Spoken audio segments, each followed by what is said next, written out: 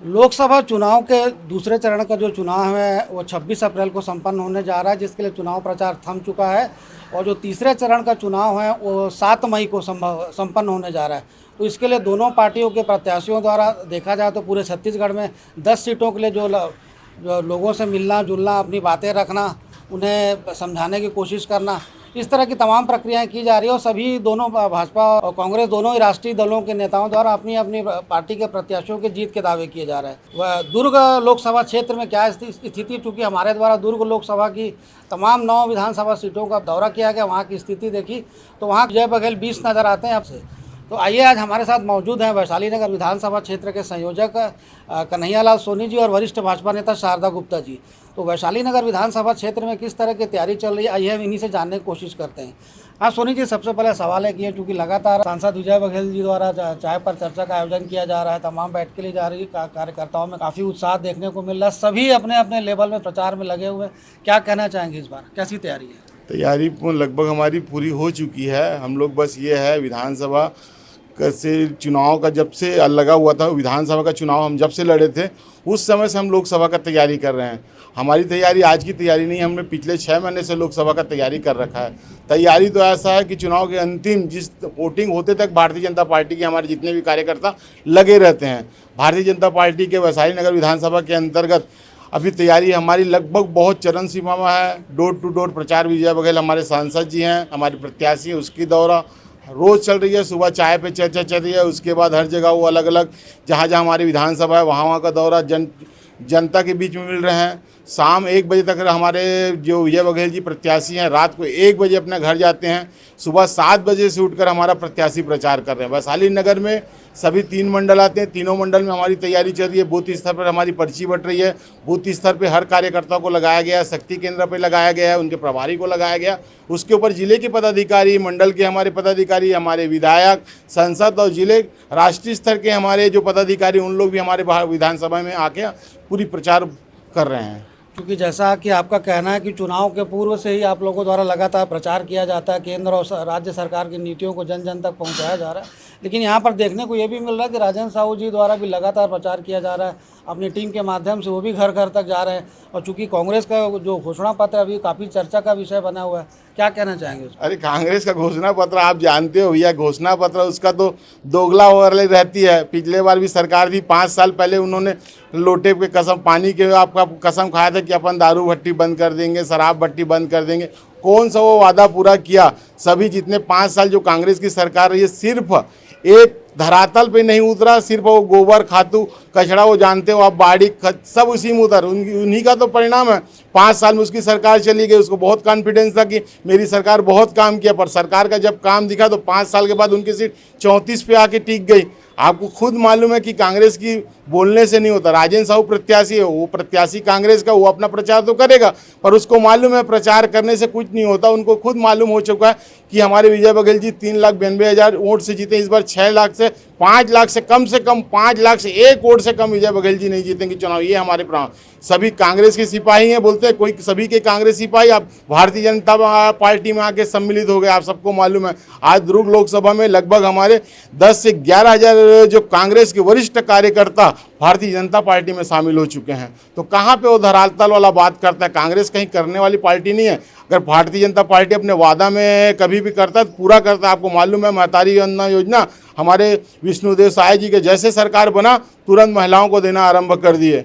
अब ऐसी हमारा सरकार, भारतीय जनता पार्टी जो सरकार करती है वो करके दिखाती है, वैसी पार्टी हमारी है। जब से विजय बघेल जी द्वारा चाय पे चर्चा कार्यक्रम की शुरुआत की गई है, उनके चाय पे चर्चा कार्यक्रम में पहुंचने के पूर्व से ही लोगों का जमावड़ा काफ़ी बड़ी संख्या में देखने को मिलता है। तो किस तरह का, चूँकि आप विजय बघेल जी से एकदम नज़दीकी रूप से जुड़े हुए हैं, लगातार उनके साथ रहते हैं, तो किस तरह का प्रतिसाद देखने को मिल रहा है जनता से? ये आदरणीय संजय दुबे भैया, माननीय सांसद जी इतने व्यवहार कुशल व्यक्ति हैं कि आप उनसे मिलेंगे तो एक पारिवारिक रिश्ता उनसे कायम हो जाता है। और सुबह 7 बजे से रात 1 बजे तक निरंतर लगातार लोगों से संपर्क में रहते हैं। आप उनके घर आप सुबह 7 बजे चले जाएंगे, आपसे 7 बजे मुलाकात हो जाएगा। किसी काम के लिए हो आप फ़ोन करेंगे तो फ़ोन का रिप्लाई करते हैं, बात करते हैं, बराबर संवाद करते हैं। ऐसे हमारे लोकप्रिय सांसद है, तो हम सबका दायित्व है कि उनसे प्रचंड बहुमत से उनको विजयी दिलाएं।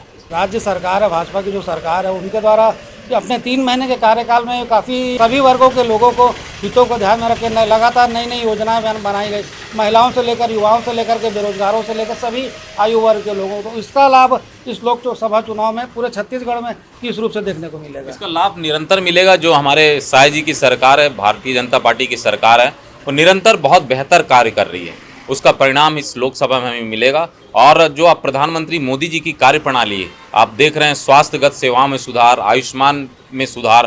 पहले आप देखते थे लोग, गरीब लोग अपने स्वास्थ्य के प्रति बहुत चिंतित रहते थे, उनका उपचार नहीं हो पाता था। अब 6 एम्स से 22 एम्स हो गए।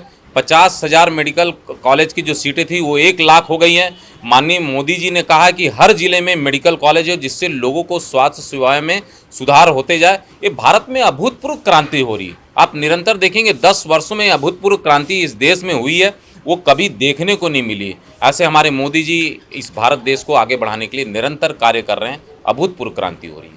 क्योंकि अभी देखा जा रहा है कि बीजेपी के वरिष्ठ नेताओं के साथ साथ जो कांग्रेस के वरिष्ठ नेता हैं, पिछले दिनों अभी प्रियंका गांधी आई थी, उन्होंने भी काफ़ी बड़ी संख्या में लोगों को संबोधित किया। तो इस तरह से पूरे छत्तीसगढ़ में कांग्रेस के वरिष्ठ नेताओं का दौरा जारी है। तो इससे किस तरह का प्रभाव देखने को मिल सकता है? संजय भाई, कांग्रेस का तो कोई अता पता नहीं, ना झंडे देख रहे हैं, ना कार्यकर्ता देख रहे हैं, ना कार्यालय देख रहे हैं। जो कार्यकर्ता हैं वो छोड़ के दूसरे राज्य में जा रहे हैं या दूसरे जिले में जा रहे हैं। तो यहाँ तो कांग्रेस का कोई अता पता नहीं, लोग छोड़ के भाग रहे हैं। भारतीय जनता पार्टी किसको ले किसको नया ले, ये स्थिति चल रही है।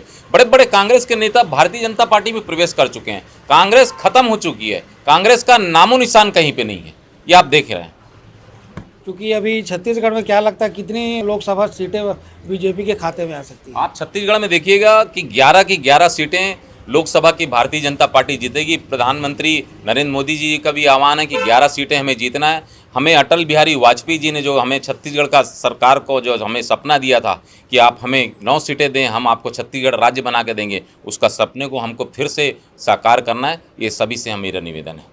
सोनी जी, अंतिम सवाल आपसे, चूंकि आप वैशाली नगर विधानसभा क्षेत्र के संयोजक है, तो चूंकि ये भी देखने को मिल रहा है साफ सवेरे 7 बजे से आप भी लगातार कार्यकर्ताओं के बीच जाते हैं, सभी मंडलों में बैठकों से लेकर के कार्यकर्ताओं को दिशा निर्देश दिया जा रहा है। तो इसका कितना प्रभाव लाभ बीजेपी के प्रत्याशी को मिलेगा और वैशाली नगर विधानसभा क्षेत्र से कितने की लीड दिलाई जा सकती है अनुमानित? अब हमारे कार्यकर्ता सुबह 7 बजे से रात को कम से कम 10 बजे तक सभी कार्यकर्ता लगे रहते हैं। वैशाली नगर से हम निश्चित, पिछले बार हमने 67,000 मतों से विधानसभा जीते थे, इस बार बिल्कुल हम 1 लाख मतों से बिल्कुल जीतेंगे, क्योंकि हमारे कार्यकर्ता के बदौलत हम यहाँ तक पहुँचे और इस कार्यकर्ता ही हमारे वैशाली नगर विधानसभा भी चुनाव को जिता के दिए। लोकसभा में भी हम 1 लाख वोटों से हमारे प्रत्याशी विजय बघेल जी को जिता के भेजेंगे। ये थे हमारे साथ भारतीय जनता पार्टी के वरिष्ठ नेता कन्हैयालाल सोनी जी और शारदा गुप्ता जी, जिन्होंने दुर्ग लोकसभा क्षेत्र में की जा रही भाजपा प्रत्याशी विजय बघेल को जीत दिलाने किए जा रहे प्रयासों के बारे में बताया। साथ ही यह भी इनका यह भी कहना है कि अब कांग्रेस का कहीं कोई अस्तित्व नहीं है।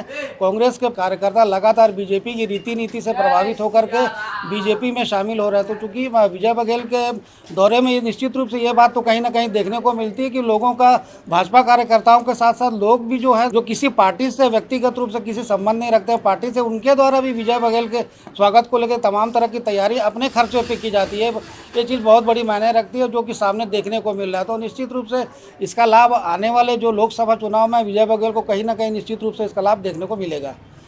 पॉइंट मीडिया न्यूज़ के लिए संजय दुबे।